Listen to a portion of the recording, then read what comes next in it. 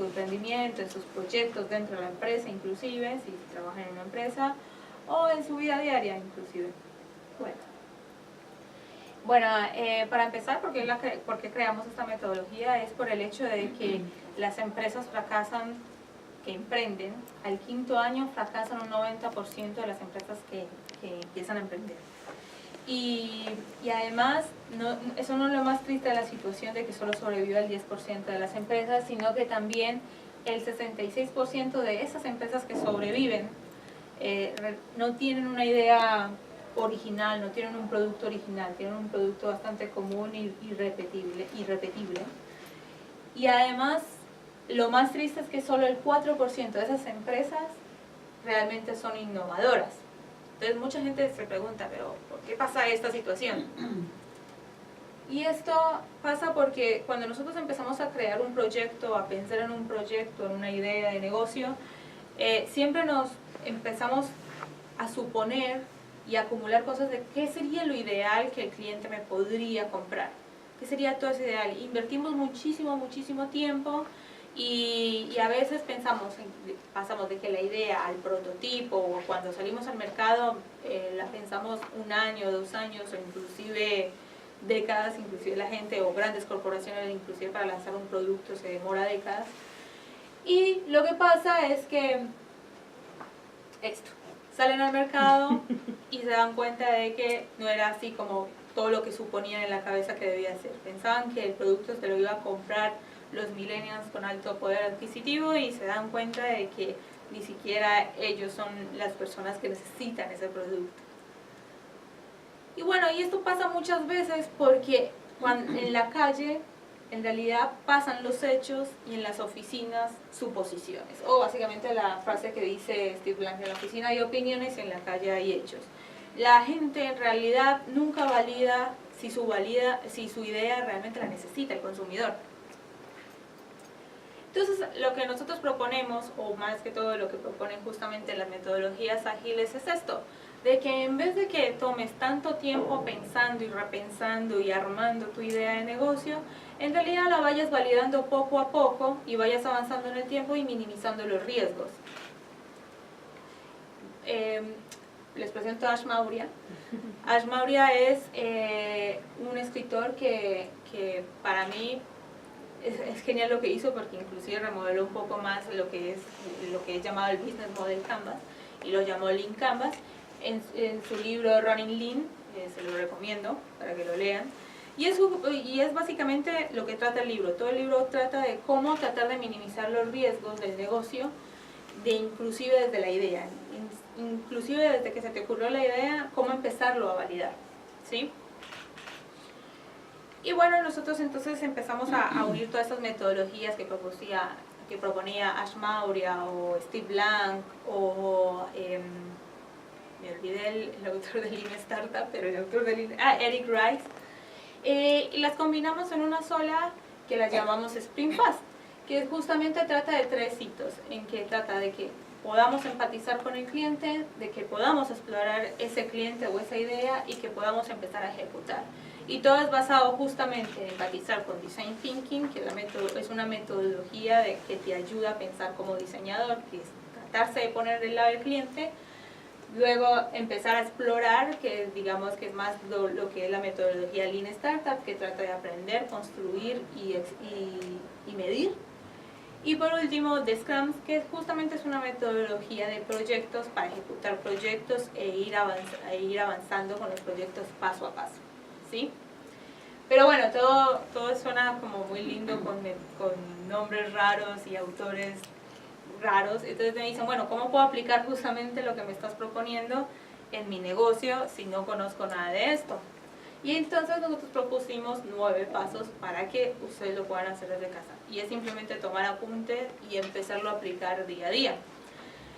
Bueno, para empezar, antes de empezar todos los 9 pasos, hay un momento cero que es muy importante, que creo que es lo más importante antes de empezar a desarrollar tu idea de negocio. Y es justamente pensar qué problema soluciona tu idea de negocio. No son los problemas que yo como emprendedor tengo, sino que ¿qué problema tiene mi cliente final que necesita que sea solucionado? ¿Sí? Y bueno, ¿y cómo se hace esto? Justamente respondiendo a estas 3 preguntas, que son muy simples, pero son básicas al iniciar un negocio. ¿Qué problema soluciona mi idea de negocio? 2, ¿cómo se soluciona actualmente ese problema? Porque seamos sinceros, todos los días a nosotros nos pasan problemas, todo el tiempo. Y nosotros no nos quedamos quietos, tratamos de solucionarlos en la medida posible. Sí, quizás no hay el producto idóneo o el servicio idóneo o la persona correcta que me lo pueda solucionar, pero lo tratamos de solucionar. Entonces, no es que este problema no tiene solución, tiene una solución, pero ¿cómo se hace actualmente? Y por último, si ese problema es fácil de resolver. ¿Por qué es importante esta pregunta? Porque si es fácil de resolver, justamente no hay necesidad de tu producto, no hay necesidad de tu idea de negocio. Es simple, sí, puede ser decepcionante, pero es mejor darse cuenta ahora que darse cuenta años después de haber pensado el negocio, ¿sí? Entonces, ¿cómo puedo hacer para que realmente mi cliente necesite ese producto? ¿Sí? Bueno, entonces cuando ya podamos definir nuestro problema, el problema que queremos solucionar al cliente, que eso es muy de design thinking, yo les voy hablando también de metodologías en los pasos, porque esto es muy design thinking, es empatizar justamente con el cliente. Y recuerden, no son sus problemas de que, ay, no tengo dinero para crear mi negocio, tengo problemas de marketing, esos son sus problemas. En design thinking no importan sus problemas, importan los problemas del cliente. Entonces por eso es pensar en los problemas de ellos. Bueno, entonces el primer paso, cuando ya tengo definido bien cuál es el problema que soluciona mi idea, ahí empiezo a definir mucho más el mercado. Hay muchas personas que piensan que, no, bueno, porque mi producto va de personas de 18 a 80 años. Y no, porque es muy diferente comunicar ese producto a una persona de 18, a una persona de 80, a una persona de 50, a una persona de 30. Es muy diferente. No todos te van a comprar de la misma manera e inclusive no todos te van a comprar el mismo producto. Entonces, ¿cómo hacer esto? Primero, obviamente, hay que segmentar y ser muy específicos en la segmentación. Hay que definir el mercado, hay que definir un público potencial o principal, definir quién sería ese cliente ideal e inclusive imaginar ese cliente ideal, hacer como un prototipo de persona que quizás no existe, pero es como la persona que yo creo que me puede comprar. ¿Por qué es importante definir algo tan específico como esto? Por esto. Esto es una campana de Gauss de mercado. Hagamos de cuenta que nosotros queremos ir de 18 a 80 años, a una persona de 18 a 80 años. Bueno, les comento que ese 18 a 80 años de mercado, hay un porcentaje muy chico, que es el inicial, que son los innovadores, o los early adopters, o como se dice en español, clientes primarios, que van a comprar de primero. Y no son todos de esa edad, de 18 a 80 años. Hay una edad clave que van a comprar. Digamos, son personas de 35 a 45 que te van a comprar. Ser muy específicos. Inclusive pueden ser más específicos no solo con la edad, como que son mujeres, son amas de casa, o no, son madres cabeza de hogar que trabajan independientemente. Y empezamos a ser muy específicos, porque yo sé que esas personas son las que me van a comprar primero. Y lo bueno de uno enfocarse justamente en esas personas es que ellos van a arrastrar el resto del mercado, porque lo van a empezar a recomendar, van a empezar a hablar por redes sociales, van a empezar a hablar de, bueno, justamente la mayoría temprana, van a llegar a la mayoría tardía, y obviamente por último los más rezagados, digámoslo así, o los últimos en comprar. Inclusive iPhone hizo eso. Cuando se creó iPhone, no se creó para todo el mundo. Mucha gente tiene iPhone, pero no se creó para todo el mundo. Se creó justamente para diseñadores que querían tomar fotos de calidad. Diseñadores y fotógrafos que eran fans de la marca de Apple y que querían tomar fotos de calidad. Y ellos se enfocaron en ese mercado, solo en ese mercado. Y así se lo publicaron y se lo publicitaron a esas personas. Bueno, hoy en día justamente tienen ya un mercado de 18 a 80 años porque ya todos tienen un iPhone, pero justamente por ello se creó ese resto de mercado.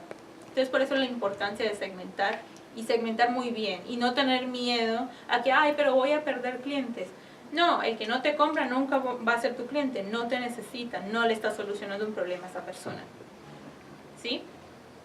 Y ahí venimos con el paso 2, que es justamente seguir con lo de Design Thinking, que es seguir empatizando con el cliente.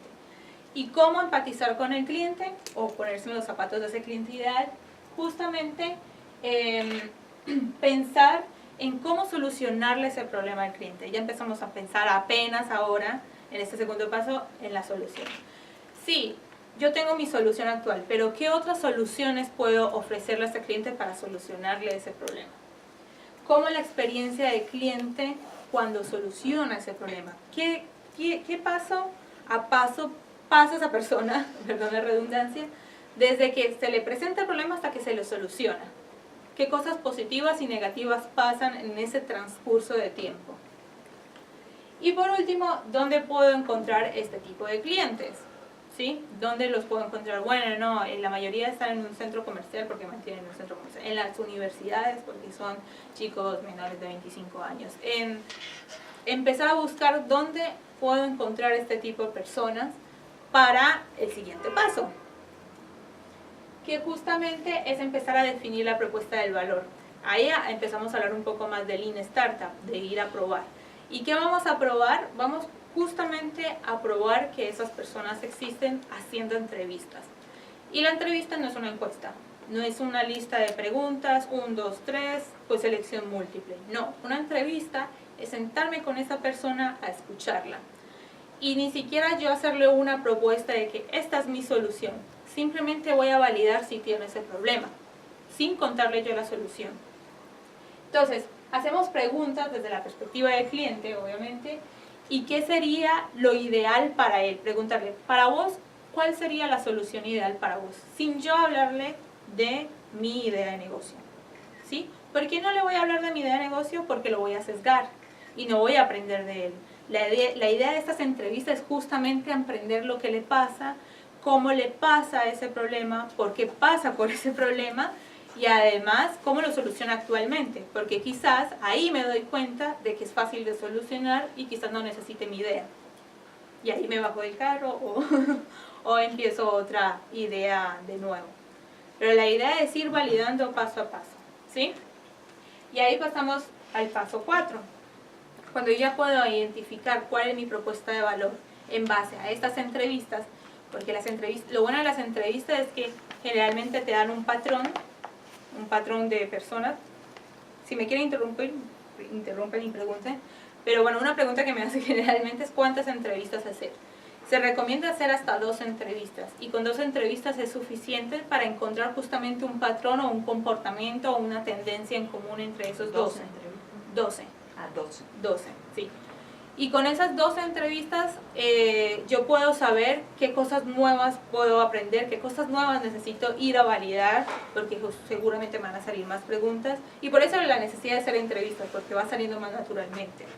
Y vamos luego justamente a identificar la competencia, porque si es solucionable, porque ya me dijeron en las entrevistas que quizás hay otras soluciones, voy a investigar esas soluciones, cómo se está haciendo. Y es justamente hacer benchmarking.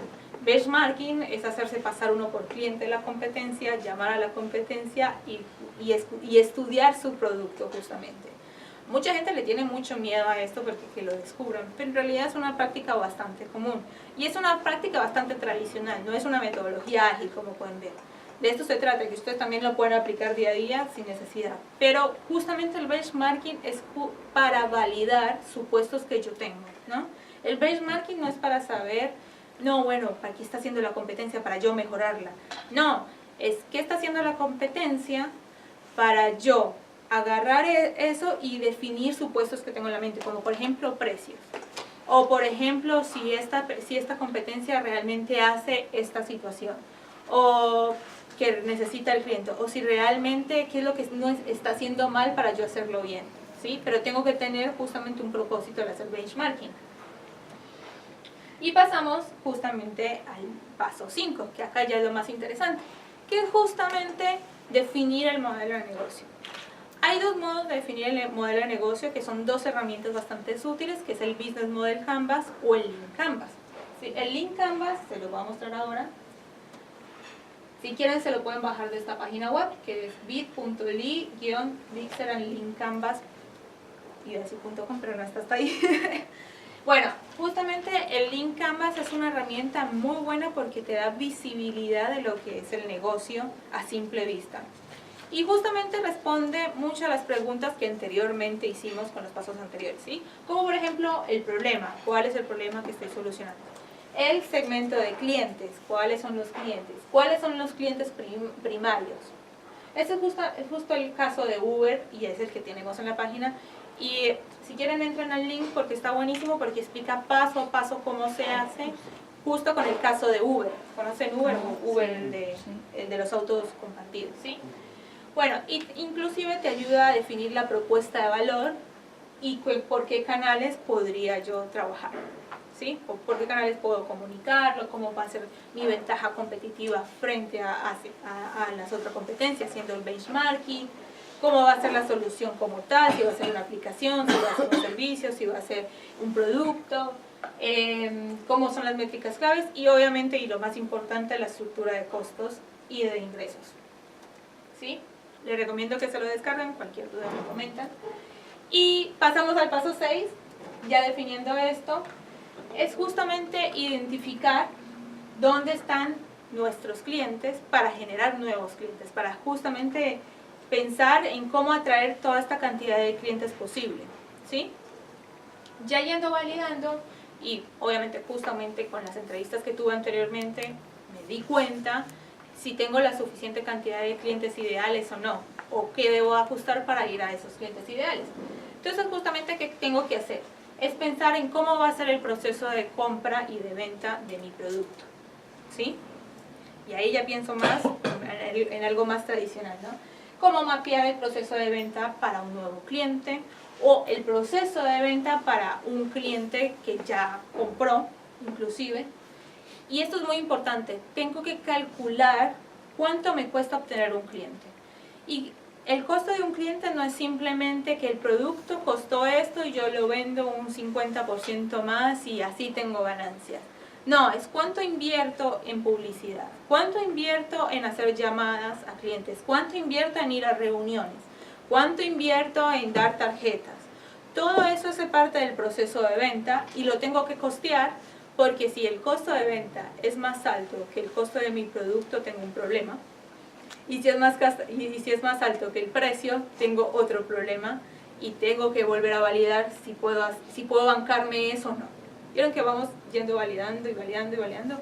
Y es por eso muy importante para poderlo modificar justamente la idea de negocio en el tiempo.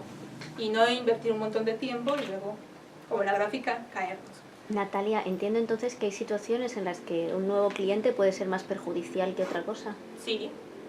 Bueno, en realidad estadísticamente se dice que adquirir un cliente es mucho más caro que retener un cliente viejo, digámoslo así. Es como 70% más caro inclusive.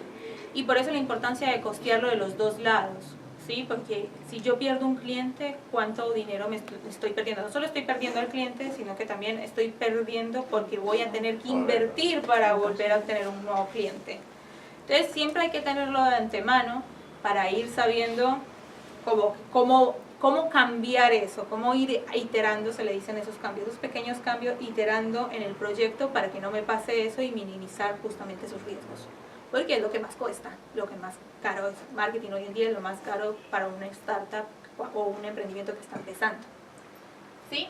Cuando ya tengo identificado eso, voy al paso 7, que es justamente empezar, parar un momento, todo lo que hice, todo lo que validé, parar un momento y empezar a registrar qué he aprendido, qué he iterado, o sea, viendo la idea original, qué cambios he hecho, qué mejoras he hecho y ponerme a pensar qué nuevas preguntas tengo frente a mi negocio.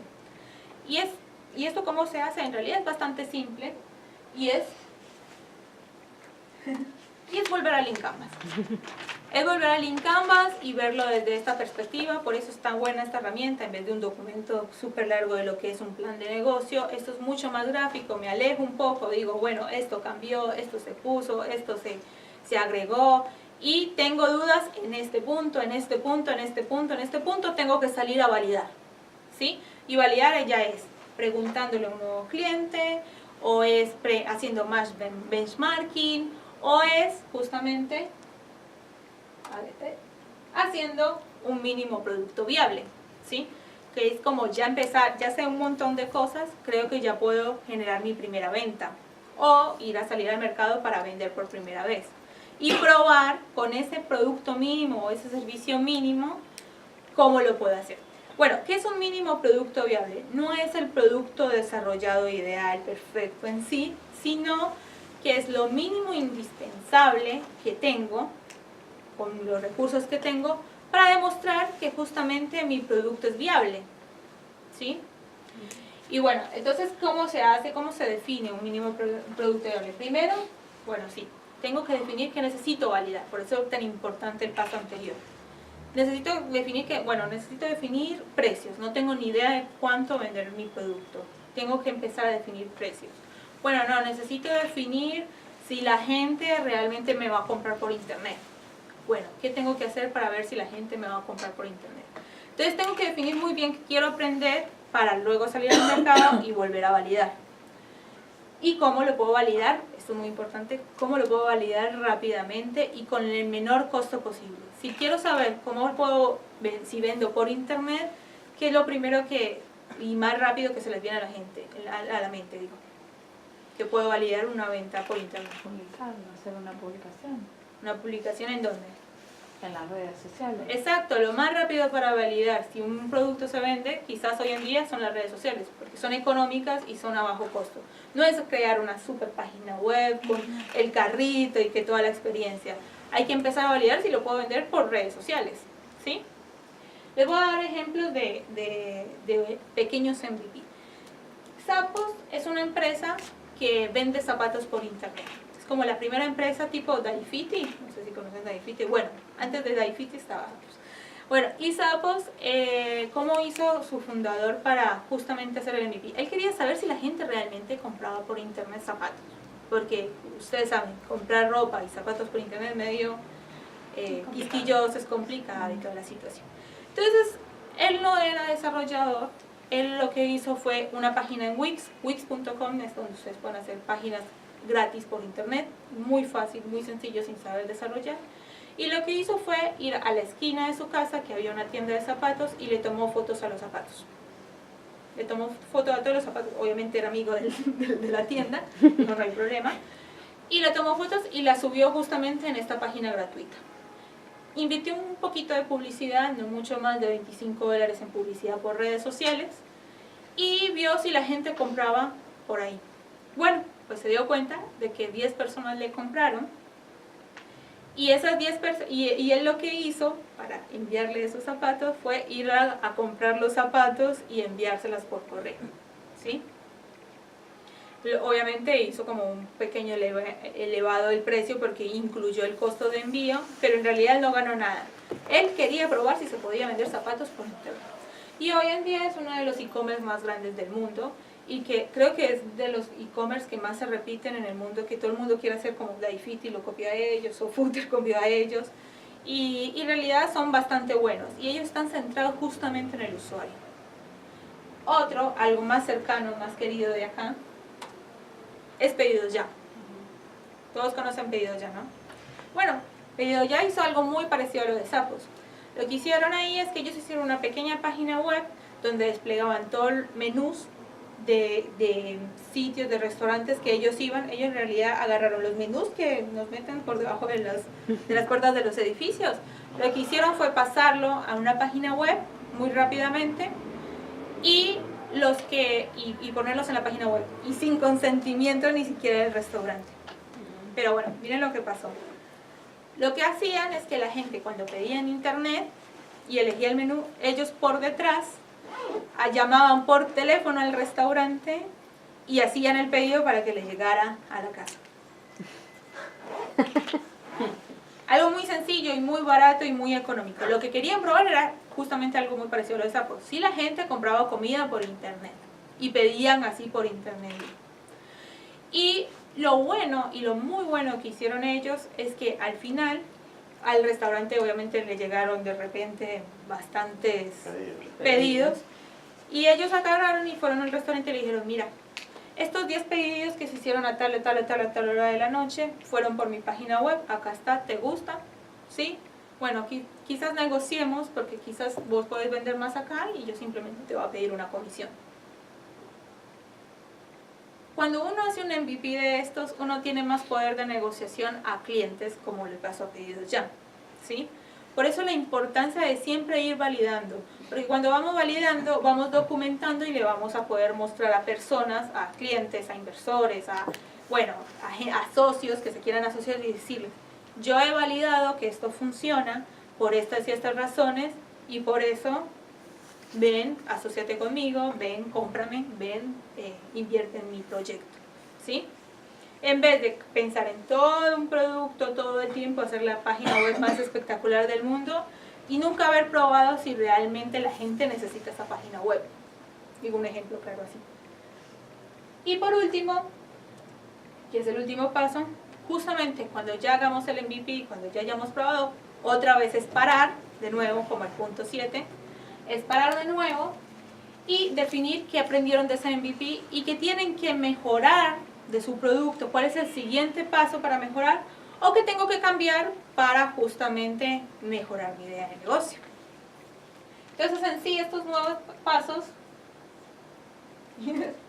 que en realidad combinan un montón de metodologías como las que dije al inicio, te ayudan un montón a crear tu idea de negocio, a hacerlo realidad, porque de eso se trata, por eso de la idea del MVP, digámoslo así, o al mínimo producto viable. Y no es difícil de hacer, ustedes lo pueden hacer ustedes mismos en sus casas con cualquier producto. La cuestión es que tengan dedicación y ganas, ¿sí? ¿Tienen alguna pregunta? ¿Preguntas? Excelente, no tengo preguntas, pero muy bueno. Bueno, les dejo mis datos si quieren. Me pueden escribir a natalia@vixeran si quieren conocer más de la metodología. Estaremos haciendo cursos virtuales sobre esto. Disculpa, Natalia, una pregunta. Siempre he tenido la sensación de que este tipo de herramientas, que son fabulosas, funcionan mejor con productos que con servicios. O al menos a los que prestamos servicios hay cosas que cuesta encajarlo en un producto mínimo viable. Bueno, sería un servicio mínimo viable. En realidad hay muchas, yo lo digo por producto porque es lo más rápido, pero con servicios también se puede hacer. Y de hecho con servicios es mucho más fácil porque es mucho más económico. O sea, el servicio es el hecho de que tú muestres un brochure, que lo hagas en un PowerPoint, que todos tenemos PowerPoint en la casa, hacer un brochure de lo que quieres mostrar y lo que quieres vender y mostrárselo a un cliente potencial y ver su reacción, es un mínimo producto viable. Y que esa persona, antes de tú desarrollar el servicio, te diga, te compro, ya estás validando algo del mínimo producto viable. Está bueno. ¿Sí? De hecho, Ronin Lin, el libro de Ash Maurya, valida el libro y sus servicios de consultoría. Y en todo el libro explica cómo hizo para sacar ese libro en el mercado con mínimos productos viables. Entonces, como que eso es lo interesante de estas metodologías. En realidad son aplicables no solo a productos tecnológicos, a todo. Hoy en día hay muchas herramientas, pero muchísimas herramientas con las cuales se pueden hacer productos mínimos y gratuitas y accesibles. Es cuestión de tener internet. Eso es lo difícil, pero bueno, por lo menos en Argentina el 80% de las personas tienen internet, así que es accesible a que ustedes puedan investigar y hacerlo ustedes mismos, ¿sí? Y ponerlo en práctica. Bueno, si están interesados, escríbanme. Nosotros vamos a estar haciendo cursos de este tipo online, así que cualquier cosa me comenta. Gracias. Bueno.